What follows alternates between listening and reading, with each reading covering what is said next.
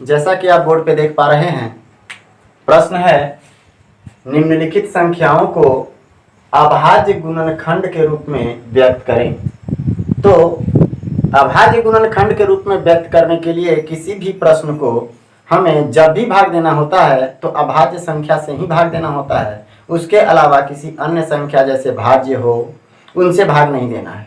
तो सबसे पहले हम पहले प्रश्न को लेकर के आगे चलते हैं और देखते हैं कि किस प्रकार से उसमें अभाज्य संख्या से भाग दे करके अभाज्य गुणनखंड को प्राप्त किया जा सकता है। तो चलिए देखते हैं प्रश्न संख्या 1,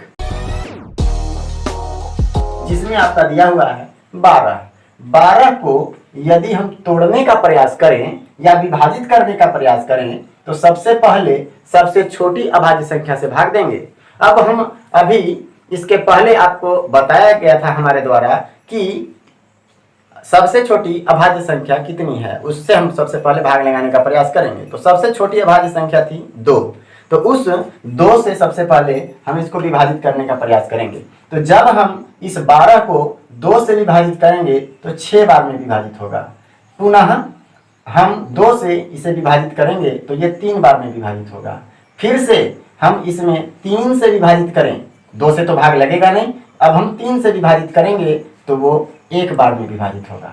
अब यही जो आपका विभाजित करने वाला संख्या है 12 को, वही सब अभाज्य संख्याएं कहलाएंगी। तो इसे अभाज्य संख्या के रूप में लिखा कैसे जाएगा, तो हम इसे लिख सकते हैं 12 का अभाज्य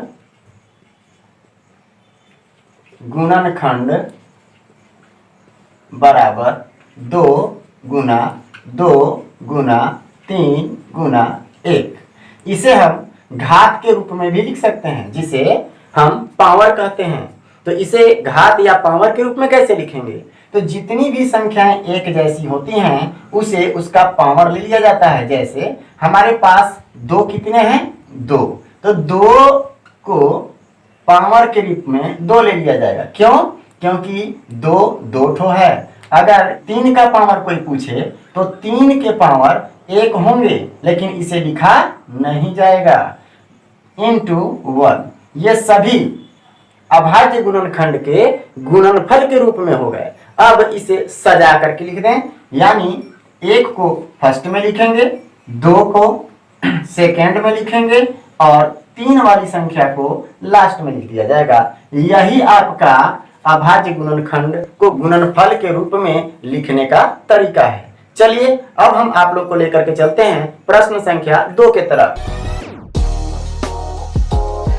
जो आपके सामने दिया हुआ है 8। अब 8 को यदि हम अभाज्य गुणनखंड के रूप में तोड़ने का प्रयास करें तो सबसे पहले इसमें सबसे छोटी अभाज्य संख्या अर्थात 2 से विभाजित करेंगे। कितना बार जाएगा, 2 चौका 8 बार विभाजित होगा। अब 2 से पुनः विभाजित होगा 2 बार में, पुनः 2 से विभाजित होगा 1 बार में। अब इसके बाद विभाजित नहीं होगा। आप यदि 1 से विभाजित करते हैं तो पुनः 1 ही आएगा, इसलिए हम 1 से उसे विभाजित नहीं करेंगे। तो चलिए अब 8 को अभाज्य गुणनखंड के गुणनफल के रूप में कैसे लिखेंगे, तो चलिए आइए देखते हैं। लिखेंगे 8 का अभाज्य गुणनखंड बराबर 2 गुना 2 गुना 2 गुना 1। 2 हमारे पास कितनी आ गए, 3, तो 2 का पावर 3 लगा देंगे और 1 को लास्ट में लिख लेंगे। अब इसी को सजाएं तो पहले 1 आता है, फिर 2 आता है, फिर 3 आता है। तो हम इसको सजा करके लिखेंगे तो 1 वाली संख्या को पहले और 2 वाली संख्या को बाद में लिखेंगे, अर्थात पहले 1 लिखेंगे फिर 2 का पावर 3 लिखेंगे। यही आपका अभाज्य गुणनखंड का गुणनफल का रूप हुआ। ठीक है, तो अब हम चलते हैं सवाल नंबर 3 की ओर,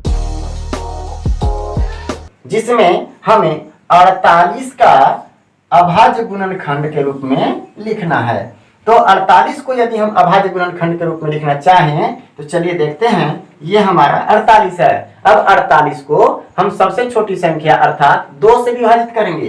तो जब हम इसे 2 से विभाजित करते हैं तो 2 से विभाजित करने के बाद ये 2 दूनी की 4 और 2 चौकी 8, 24 बार में विभाजित होता है। पुनः हम 2 से इसे विभाजित करेंगे। हमें कैसे पता चलता है कि यह संख्या 2 से विभाजित होगा? क्योंकि इसके अंत में सम संख्या है। जब किसी संख्या के अंत में सम संख्या आती है तो वह पूरी संख्या 2 से विभाजित होती है। हमने एक वीडियो में बनाया है विभाज्यता का नियम। अब विभाज्यता के नियम को यदि आप पढ़ लें तो आपको संख्याओं को देख करके पता लगा सकते हैं आप कि वो संख्या कितनी कौन कौन सी संख्याओं से विभाजित होगी। तो इसके लिए यदि आपको देखना हो तो मैं इस वीडियो का लिंक डिस्क्रिप्शन में दे दूंगा, उसे आप देख करके ये समझ सकते हैं कि कौन कौन सी संख्याएं 2 से कटेंगी, 3 से कटेंगी, 4 से कटेंगी, 5 से कटेंगी, 6 से कटेंगी या 7 से कटेंगी। तो उसके बारे में मैं इसे डिस्क्रिप्शन में अपना लिंक दे दूंगा। तो चलिए हम लोग यहाँ विभाजित करते हैं। पुनः हम 2 से विभाजित करेंगे क्योंकि इसके अंत में 4 है। जब हम 2 से इसको विभाजित करते हैं तो 2 एकम 2 और 2 दूनी की 4, ये 12 बार में विभाजित होता है। पुनः अंतिम में सम संख्या होने के कारण हम समझ सकते हैं कि ये 2 से विभाजित होगा। तो फिर से हम इसे 2 से विभाजित करेंगे। कितनी बार जाएगा? 2 छक 12, 6 बार कटा। अब हम इस 6 में 2 से फिर से विभाजित करेंगे क्योंकि हम जानते हैं 2 के पहाड़े में 3 बार में 6 आता है। तो चलिए हम 2 से विभाजित करते हैं तो 3 बार में ये 6 विभाजित हो गया। अब ये 3 2 से विभाजित नहीं होगा। तो 2 से बड़ा अभाज्य संख्या कौन सा है?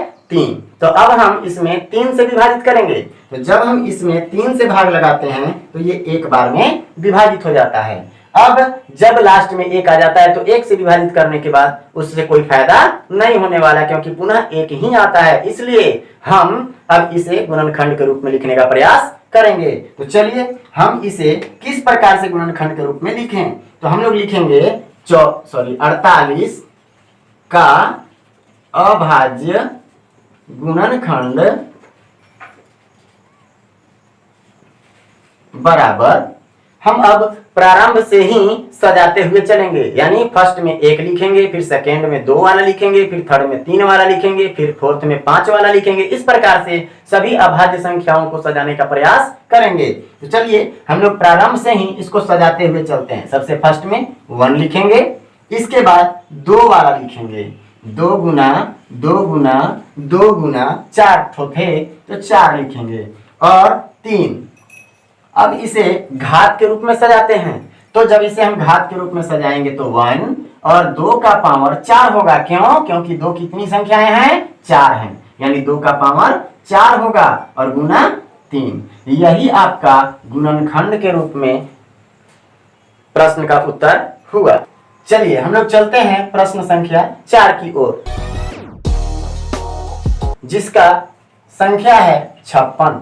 अब हम 56 को तोड़ने का प्रयास करेंगे। अभी हम आपको बताए कि अंतिम में यदि सम संख्या हो तो वो 2 से विभाजित होगा। तो चलिए हम लोग इसमें सबसे पहले 2 से भाग लगाते हैं। यदि आप 2 से भाग लगाइएगा तो 2 दूनी की 4, 1 बचेगा, 1 के बगल में 6 उतारेंगे, 16 होगा, 2 अठे 16। जैसे अभी हम डायरेक्ट भाग दे पा रहे हैं, यदि आपको डायरेक्ट भाग देने नहीं आता है तो मैंने एक इस डायरेक्ट भाग देने वाले पर भी वीडियो बनाया है, जिसका लिंक मैं डिस्क्रिप्शन में दे दूंगा।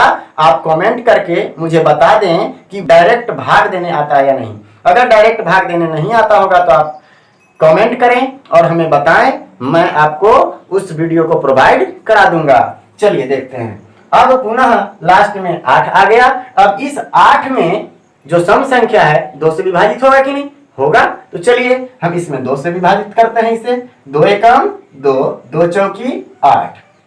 लास्ट में पुनः सम संख्या आ गया तो फिर से हम इसे 2 से विभाजित कर सकते हैं। 2 सते 14। अब नीचे 7 आ गया जो 2 से विभाजित नहीं होता है। तब हम क्या करें? 3 से विभाजित करके देखने का प्रयास करेंगे। तो 3 से भी विभाजित नहीं हो रहा है। तब अभाज्य संख्या कौन सा आता है? 3 के बाद 5 आता है। तो 5 से भी विभाजित नहीं हो रहा है। तब हम अभाज्य संख्या अगला 7 के पास चलेंगे। तो 7 से ये विभाजित हो रहा है, इसलिए हम इसे 7 से विभाजित करेंगे। कितनी बार में विभाजित होगा? 1 बार में। अब हम देख रहे हैं कि शेष में 1 आ गया, यानी नीचे 1 आ गया है। तो अब इसे हम अभाज्य गुणनखंड में लिखने लायक हो गए हैं। तो चलिए हम लिखते हैं 56 का अभाज्य